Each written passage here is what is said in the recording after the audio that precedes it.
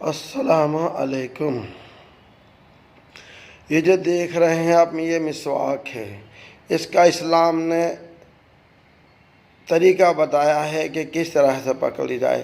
ہمارے نبی حضرت محمد رسول اللہ صلی اللہ علیہ وسلم اس کو اس طرح پکڑتے تھے، یہ انگلی باہر نکال لیا کرتے تھے اور اس طرح سے اسے پکڑ کے مسواک کرتے تھے۔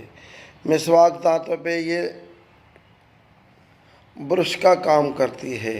یہ جو تاجی مسواک ہے، اس کے اندر ہی قدرتی لیکوڈ ہوتا ہے۔ یہ لیکوڈ ہی ہمیں پیسٹ کا کام کرتا ہے۔ اس کا مطلب یہ 2 in 1 ہے۔ اس کا کرنا سنت ہے۔ ہمارے نبی حضرت محمد صلی اللہ علیہ وسلم مسواک کرتے تھے جب وضو کرتے تھے۔ صلاۃ کے لیے جو وضو ہوتا تھا، وہ وضو کرنے کے لیے آپ نے فرمایا جو اس کو کرے گا، اللہ اس کی صلاۃ کے 70 درجہ اس کے ثواب کو اور زیادہ کر دے گا۔ یعنی اس کی مسواک کر کے جو صلاۃ پڑھی جائے گی، اس کو 70 گنا زیادہ ثواب ملے گا۔ یہ مسواک کرنا سنت ہے، تاجی کرنا چاہیے۔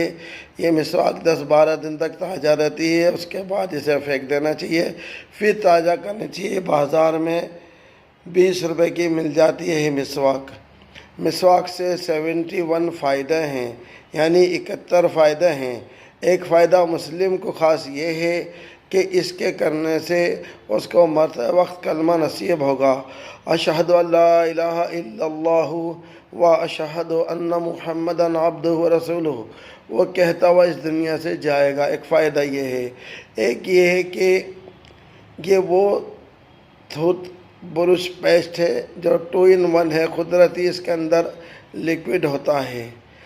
چنئی کے اندر، انڈیا کے اندر ایک بار ڈینٹل کانفرنس ہوئی تھی، پوری دنیا کے ٹوتھ پیسٹ وہاں پر منجن وغیرہ رکھے گئے تھے قریب، اور وہاں سب سے اونچی جگہ پر سارے ٹوتھ پیسٹ اور باکسوں کے اوپر اور منجن کے اوپر سب سے اوپر مسواک رکھی ہوئی تھی۔ یہ مسواک بہت اہم ہوتی ہے۔ اس کو کرنے والا ہمیشہ خوش رہتا ہے، اس کا موڈ فریش ہوتا ہے، اس کی آنکھوں کی روشنی تیز ہوتی ہے، اس کی منہ کی بدبو زائل ہو جاتی ہے۔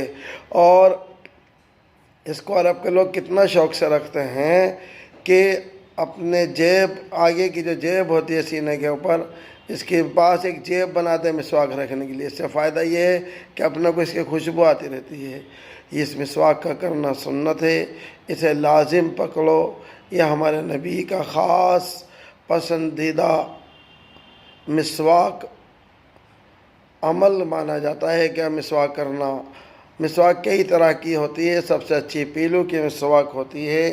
یہ جو مسواک دیکھ رہے ہیں آپ، باقی مجبوری میں نیم کی بھی کر سکتے ہیں، مجبوری میں ببول کی لکڑی کی بھی کر سکتے ہیں، مگر سب سے بہتر سنت یہی ہے کہ پیلو کی لکڑی کی کرنا چاہیے۔ کچھ لوگ زیتون کی لکڑی کی بھی کرتے ہیں، مگر پھر بھی پیلو کی لکڑی کو ہی پسند کیا گیا ہے۔